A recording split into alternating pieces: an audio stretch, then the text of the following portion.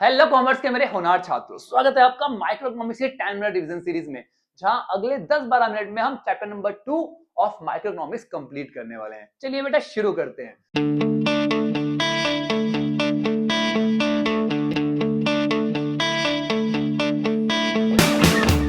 अपनी central problem of economy से कौन कौन सेंट्रल प्रॉब्लम है हमारे पास? What to produce, how to produce, for whom to produce. एक एक करके समझते हैं। व्हाट टू प्रोड्यूस का क्या मतलब होता है कि हमें क्या प्रोड्यूस करना है, कौन से गुड्स हमें प्रोड्यूस करने हैं। हमें कंज्यूमर गुड्स बनाने हैं या फिर कैपिटल गुड्स बनाने हैं। कैपिटल गुड्स कौन से? जो फर्दर प्रोडक्शन में काम आते हैं, चीजों को बनाने में काम आते हैं। कंज्यूमर गुड्स कौन से? जो कंज्यूमर अपनी वांट को सेटिस्फाई करने के लिए यूज करता है। तो कौन से गुड्स आपको बनाने हैं, आपको सबसे पहले वो डिसाइड करना है। एक बार वो डिसाइड हो गया तो फिर आपको ये डिसाइड करना है कि कितनी क्वांटिटी में प्रोड्यूस करने हैं। ठीक है बेटा, चलिए अब आगे बढ़ते हैं अपने हाउ टू प्रोड्यूस पे। हाउ टू प्रोड्यूस बेटा दो तरीके होते हैं किसी भी चीज को बनाने के लिए। एक होता है लेबर इंटेंसिव, एक होता है कैपिटल इंटेंसिव। लेबर इंटेंसिव मतलब आपको लेबर, ठीक है, मजदूर की मदद से चीजों को बनाना है। और दूसरा कैपिटल इंटेंसिव, जहां पे आप टेक्नोलॉजी का इस्तेमाल करते हो, बड़ी बड़ी मशीनों का इस्तेमाल करते हो चीजों को बनाने के लिए। ठीक है बेटा, तो आपको डिसाइड करना है कौन सा तरीका आपको यूज करना है, फिर किसके लिए बनाना है, अमीरों के लिए बनाना है या गरीबों के लिए बनाना है, आपको ये डिसाइड करना पड़ेगा।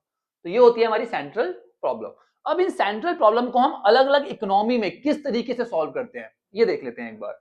जब हम बात करते हैं central plan economy, central plan economy कौन सी? जहां पे सब कुछ किसके कंट्रोल में होता है? गवर्नमेंट के कंट्रोल में। उसका उसका मोटिव क्या होता है? Social welfare. तो वहां पर हम क्या बनाएंगे? हम वो बनाएंगे चीज जो सोसाइटी के लिए यूजफुल होगी। कैसे बनाएंगे? हम लेबर इंटेंसिव से बनाएंगे। क्यों? क्योंकि ज्यादा से ज्यादा लोगों को क्या मिलेगा? उससे रोजगार मिलेगा, इंप्लॉयमेंट मिलेगा। ठीक है, चलिए किसके लिए बनाएंगे? पुअर के लिए बनाएंगे। गवर्नमेंट तो पुअर पे फोकस करेगी ना, अमीर तो अपने आप कर लेंगे काम। ठीक है, मार्केट इकोनॉमी की हम बात करते हैं तो मार्केट इकोनॉमी में क्या बनाया जाएगा? जहां से प्रॉफिट ज्यादा है, क्योंकि इनका टारगेट ही क्या होता है? Profit maximisation. ये किसके लिए, कैसे बनाएंगे? कैपिटल इंटेंसिव टेक्निक से। क्योंकि कैपिटल इंटेंसिव टेक्निक से क्या होता है बेटा कि आपकी जो कॉस्टिंग है वो कम आती है। कॉस्टिंग कम आएगी तो प्रॉफिट बढ़ेगा, सिंपल है। ठीक है, किसके लिए बनाएंगे? ये रिच के लिए, क्योंकि रिच जो है वो ज्यादा पे कर पाएंगे इनको। ठीक है बेटा, अगर मिक्स इकोनॉमी की बात करते हैं तो यहां पर दोनों पे ही फोकस किया जाएगा। आई होप सॉल्यूशन आपको समझ में आ गया सेंट्रल प्रॉब्लम का अलग अलग इकोनॉमी में। क्लियर? चलिए चलिए बेटा अगले टॉपिक पे चलते हैं, जो है हमारा प्रोडक्शन पॉसिबिलिटी कर्व। मैं पहले आपको सिंपल वर्ड्स में समझा देता हूं। मान लीजिए आपके पास एक छोटा सा पीस ऑफ लैंड है, जमीन का एक टुकड़ा है, जहां पे आप एप्पल और व्हीट दोनों ही प्रोड्यूस कर सकते हो। ठीक है, तो अगर आप एप्पल का प्रोडक्शन उस लैंड पे बढ़ाओगे तो क्या होगा? व्हीट का कम हो जाएगा। तो सिमिलरली अगर व्हीट का बढ़ाओगे तो क्या हो जाएगा? एप्पल का कम हो जाएगा। तो यहां से एप्पल और व्हीट के अलग अलग कॉम्बिनेशन आपके पास बन के आएंगे, जो आप उस पीस ऑफ लैंड पे प्रोड्यूस कर सकते हो। हाँ या नहीं? राइट। तो यहां से आप क्या कर सकते हो? आपके पास अलग अलग कॉम्बिनेशन, ए जहां पे 100 एप्पल है तो व्हीट कितना है? 0। अगला कॉम्बिनेशन आ गया बी 90 और 10 का, सी आ गया 70-20 का, डी आ गया 40-30 का, ऐसे ई आ गया अगर एप्पल प्रोड्यूस नहीं कर रहे तो व्हीट 40 प्रोड्यूस कर सकते हो। तो ऐसे अलग अलग कॉम्बिनेशन बन गए। राइट, जब इसको जिसको हमने दिखाया कि इसमें एक टेबल में, ठीक है, टेबल को हम बोलते हैं शेड्यूल। ठीक है बेटा, तो ये बन गया हमारा प्रोडक्शन पॉसिबिलिटी शेड्यूल। तो एक ऐसी टेबल जो दो गुड्स के अलग अलग कॉम्बिनेशंस को शो करती है, जो आप बना सकते हो अपने लिमिटेड रिसोर्स के साथ। क्लियर? इजी। और जब आप इस शेड्यूल को दिखाओगे किस पे बेटा?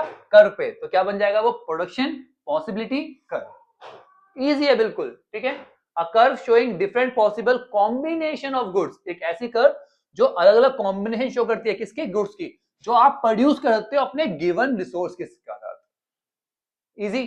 चलिए, अच्छा ध्यान रखना यहाँ पे जो रिसोर्सेज है ना उनका पूरी तरह से इस्तेमाल किया जाएगा, उस लैंड का पूरा इस्तेमाल किया जाएगा। और हमारी जो टेक्नोलॉजी है वो क्या है उस टाइम पे? कांस्टेंट है। क्योंकि टेक्नोलॉजी के इंप्रूव होने से क्या होता है? प्रोडक्शन में भी चेंजेस आते हैं। ठीक है, उसको हम आगे बढ़ेंगे तो हम ये अजम्पशन मान के चलते हैं जब भी हम पीपीसी को पढ़ते हैं। क्लियर? इजी। पीपीसी के और भी नाम है, प्रोडक्शन पॉसिबिलिटी फ्रंटियर, और या फिर आप इसको ट्रांसफॉर्मेशन कर्व भी बोलते हो। तो बेटा इन दोनों नाम से भी आपको एग्जाम में देखने में मिल सकती है, तो याद रखना। चलिए अब बात करते हैं स्लोप ऑफ पीपीसी के। पीपीसी के स्लोप की बात करते हैं। देखो यार कैसा स्लोप है बेटा? डाउनवर्ड है, ऊपर से नीचे की तरफ आ रहा है, फ्रॉम लेफ्ट टू राइट। ऊपर से नीचे की तरफ आ रहा है from left to right, downward from left to right. और दूसरा concave to the point of origin. ये पॉइंट ऑफ ओरिजिन है, इसके लिए कैसा है? ये कनकेव है ना, पढ़ा था ना हमने कनकेव और कन्वेक्स। ठीक है, तो कैसा है? ये कनकेव है। इसके रीजन क्या है आपको पता है? रिसोर्सेज आपके पास लिमिटेड है। अगर आप एक का प्रोडक्शन बढ़ाओगे दूसरा क्या करना पड़ेगा? कम करना पड़ेगा। इसीलिए ये ऊपर से नीचे की तरफ आ रहा है। एक बढ़ेगा तो दूसरा कम हो जाएगा। क्लियर? दूसरा रीजन था हमारे पास concave to the point of origin. इसका क्या रीजन है? ये स्लोप है ना हमारे पास, इसका क्या रीजन है? Increasing MRT. एमआरटी क्या होता है बेटा? Marginal rate of transformation. अभी के लिए इतना समझो कि क्या होता है इंक्रीजिंग एमआरटी, इसका रीजन है आगे 2 मिनट बाद ही मैं आपको समझाने वाला हूं कि एमआरटी क्या होता है। ठीक है बेटा, चलिए अब आगे बढ़ते हैं।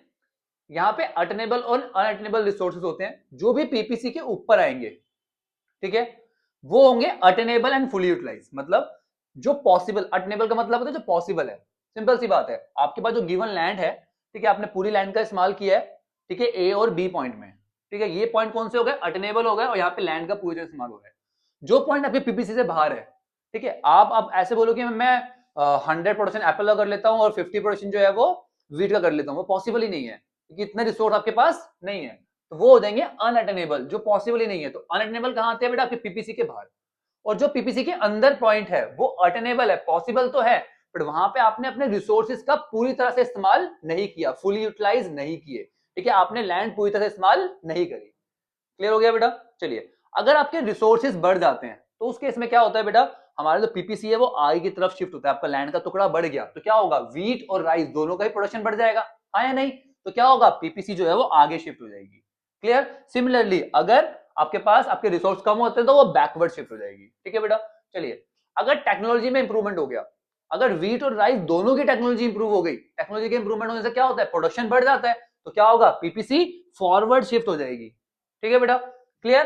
पर कभी कभी क्या होता है, केवल एक गुड्स की टेक्नोलॉजी इंप्रूव हुई है, मान लो केवल वीट का जो टेक्नोलॉजी थी वो इंप्रूव हो गई, तो केवल वीट का प्रोडक्शन बढ़ेगा, एप्पल वहीं की वहीं है। अगर सिमिलरली एप्पल की टेक्नोलॉजी इंप्रूव हो गई तो एप्पल का प्रोडक्शन बढ़ जाएगा, वीट वहीं की वहीं है। क्लियर। अगला टॉपिक आता है बेटा हमारे पास अपॉर्चुनिटी कॉस्ट, बहुत ही बढ़िया टॉपिक है, मजा आ जाएगा समझ के। समझो अपॉर्चुनिटी कॉस्ट क्या होता है, जब भी हमें कुछ पाना है ना तो उसके लिए कुछ ना कुछ छोड़ना पड़ता है, हाँ या नहीं, एक चीज को पाने के लिए दूसरी चीज छोड़नी पड़ती है। अगर आपको 90+ लाने हैं तो आपको खेल कूद एंटरटेनमेंट छोड़ना पड़ेगा, वो आपकी अपॉर्चुनिटी कॉस्ट है। ठीक है, अब आता है इकोनॉमिक्स की लैंग्वेज में, सेकंड बेस्ट अल्टरनेटिव यूज, जो सबसे अच्छा दूसरा यूज है, ठीक है, उसी को बोलते हैं अपॉर्चुनिटी कॉस्ट। जैसे आप वीट प्रोड्यूस करो तो आपको 11,000 रुपए का रेवेन्यू हो रहा है, ठीक है, एप्पल में 10,000 का और राइस में 8,000 का, तो वीट प्रोड्यूस करने के लिए आपको एप्पल छोड़ना पड़ रहा है, इसके बाद सेकंड बेस्ट एप्पल है, तो ये है आपकी अपॉर्चुनिटी कॉस्ट। और एप्पल प्रोड्यूस करने के लिए आपको राइस छोड़ना पड़ रहा है, तो ये है आपकी अपॉर्चुनिटी कॉस्ट किसकी, एप्पल की। ध्यान रखना सेकंड बेस्ट अल्टरनेटिव, कौन सा, सेकंड बेस्ट, जो आपको छोड़ना पड़ रहा है उसको गेन करने के लिए। अब आप बोलोगे भैया एप्पल की तो वीट भी होता है, नहीं बेटा, अगर वीट के बारे में आपको पता होता है तो आप प्रोड्यूस ही नहीं करते एप्पल, हरी बात समझ में। तो सेकंड बेस्ट अल्टरनेटिव यूज जो होता है, ठीक है, आपके रिसोर्सेज का, उसी को बोलते हैं अपॉर्चुनिटी कॉस्ट। ठीक है बेटा, क्लियर हो गया, श्योर। चलिए अब बात करते हैं marginal opportunity cost. Marginal opportunity cost हमने क्या पढ़ा था बेटा, अगर आपको एक का प्रोडक्शन बढ़ाना है तो दूसरे का तो कम करना पड़ेगा क्योंकि रिसोर्सेज तो लिमिटेड है आपके पास, राइट।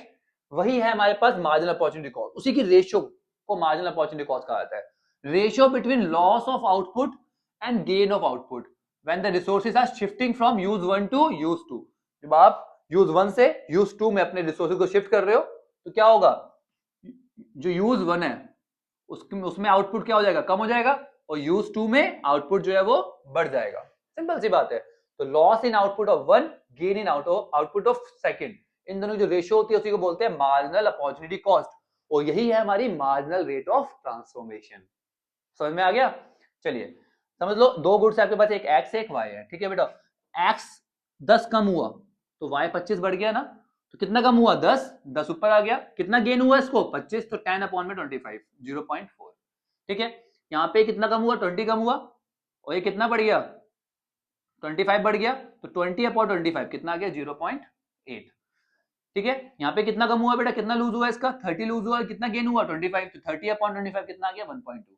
तो इस तरीके से हम मार्जिनल अपॉर्चुनिटी कॉस्ट कैलकुलेट करते हैं। देखो जरा, एक में जब लॉस होगा तभी दूसरे में गेन होगा, सिंपल सी बात है। क्लियर, इजी, समझ में आ गया, बहुत बढ़िया।